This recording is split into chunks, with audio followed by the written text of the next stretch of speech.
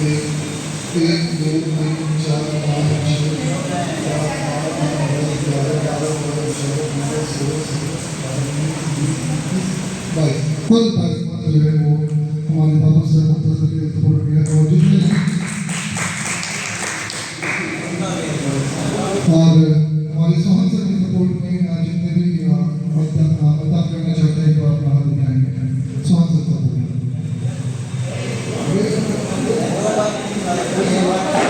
सदस्य एक ही बार अपनी मतदान अपने मताधिकार का प्रयोग कर सकते हैं।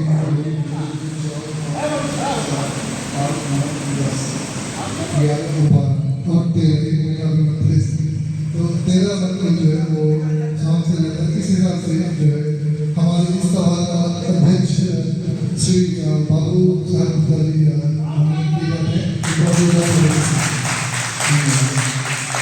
अपना इस सभा की अध्यक्षता हमारे अध्यक्ष श्री बाबू साहब मुख्तारी को सौंपता हूँ। सर आगे की कार्रवाई अपने स्तर से करें। धन्यवाद। मैं बाबू साहब गुप्ता, आप लोगों ने अपने स्वेच्छा से अध्यक्ष पद के लिए मुझे चुना है। मुझे इस पद की बहुत खुशी है। अब इस सभा के संचालन है तो इसमें जो विभिन्न अंगों को नियुक्त करना है, इसके बाद प्रधानमंत्री का पद आता है, इसके बाद प्रधानमंत्री का पद आता है। तो मैं प्रधानमंत्री पद के लिए आप लोगों से आवेदन चाहता हूँ। आप में से जो प्रधानमंत्री पद के लिए अपना दावेदारी करना चाहते हैं तो वे हमें सूचित करें। हाथ उठाएं। प्रधानमंत्री नहीं बनना चाहते हैं तो क्या? अच्छा,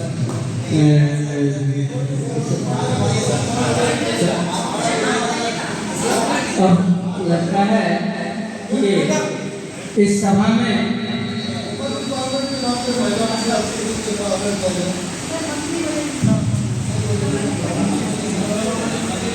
ये निर्विरोध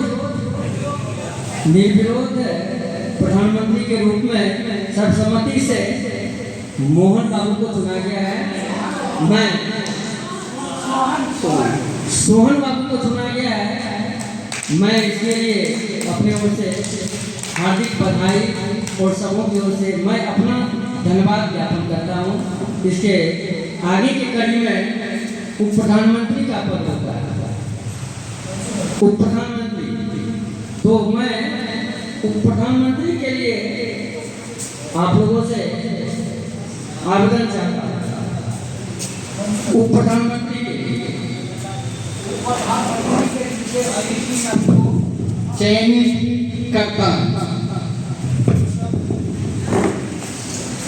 थोड़ा सा आप अपना प्रदर्शन करेंगे, उनका थोड़ा सा समूह को चेहरा दिखा देंगे जिनका ये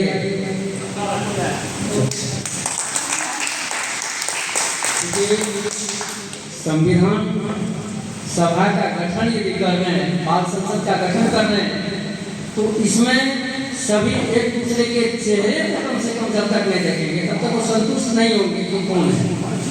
यह होना बहुत जरूरी है। बैग, नाम और चेहरा दोनों जानना बहुत जरूरी है। चलिए, वैसे हमारे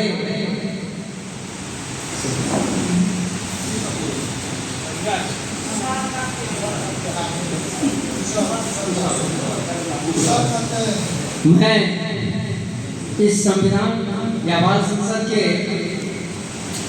विभिन्न कार्यों के संपन्न करने के लिए भी जो चुनाव का कार्यक्रम चल रहा है, इसके लिए मैं अध्यक्षता और संबोधन करने के लिए तुषार बाबू को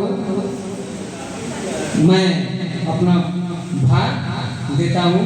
तुषार बाबू इस कार्य को संपादित करेंगे, मैं आशा करता हूँ। बहुत बहुत धन्यवाद सर, आपने मुझे इस काबिल समझा कि अपने कार्यभार मेरे कंधों के ऊपर डाला है। अब चुनाव की इस कड़ी में आगे बढ़ते हुए जो बहुत ही महत्वपूर्ण मंत्री पद है वो है शिक्षा मंत्री। हम जानते हैं कि हमारे देश का भविष्य इस पर निर्भर करता है कि हमारे बुनियाद कैसी जो कम्युनिटी से बुनियाद के साथ वो शिक्षा मंत्री के ऊपर निर्भर करता है, उनके फैसलों के ऊपर निर्भर करता है। तो मैं शिक्षा मंत्री पद के लिए आवेदन आमंत्रित करता हूँ कि आप कृपया कम से कम 2 लोग इसमें सहभागी हों। डेमोक्रेसी में जब तक चुनाव नहीं होगा तब तक जो है तो अच्छे रिजल्ट नहीं आएंगे। तो कम से कम 2 लोग का मैं इस पद हेतु आवेदन चाहता हूँ। तो कृपया आप अपना दावेदारी पेश करने की कृपा कीजिए। ऑब्जेक्शन सर, आप गलत कर रहे हैं। जैसे ही प्रधानमंत्री का फॉर्मेशन हो जाता है तब ये प्रधानमंत्री की जिम्मेवारी होती है कि वो अपने स्तर से जो है कैबिनेट का विस्तार करें जो है। बाकी आप सुना है कभी शिक्षा मंत्री के लिए खड़े होते हैं? कभी नहीं खड़े होते। इस चीज़ को जो है ध्यान रखेंगे। अभी इस तरह परिपक्व नहीं हुए। विक्रमादित्य सर ने बहुत अच्छे तरीके से हमारा मार्गदर्शन किया है। जी बिल्कुल, इलेक्शन होने में प्रधानमंत्री का चुनाव होने के बाद सभी मंत्रालयों का जो चुनाव प्रधानमंत्री अपने स्तर से करते हैं। धन्यवाद। मैं अभी हमारे प्रधानमंत्री की सांसद वोट करता हूँ।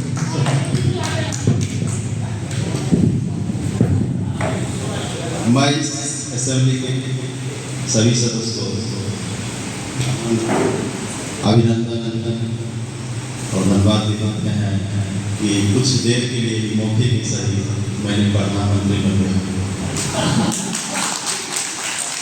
तो अगली कड़ी में मैं शिक्षा मंत्री के रूप में मैडम क्या नाम है? सरिता मैम को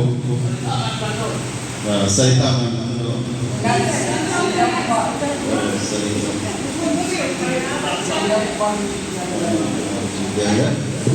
लगभग इस पर सुशोभित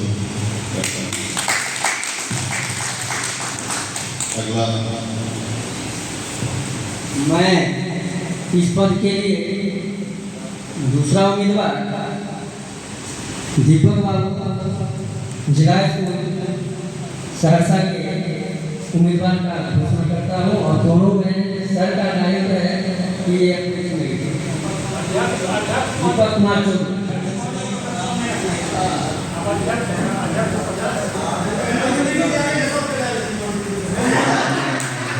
मेरे लिए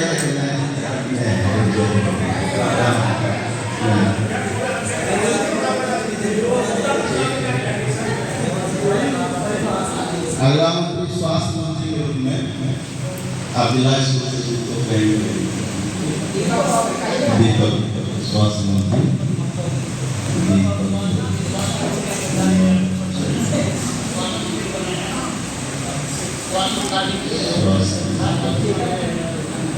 इसके लिए ताली बजा दीजिए। ठीक है जो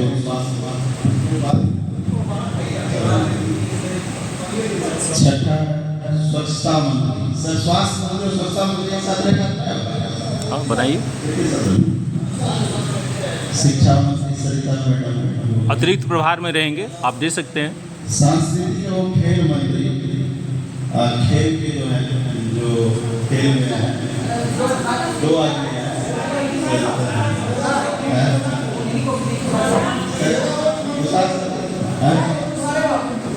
तो सुशांत बाबू कह रहे हैं कि मनसू मैडम मनसू माला से उस पर बदल खेल एवं संस्कृति मंत्री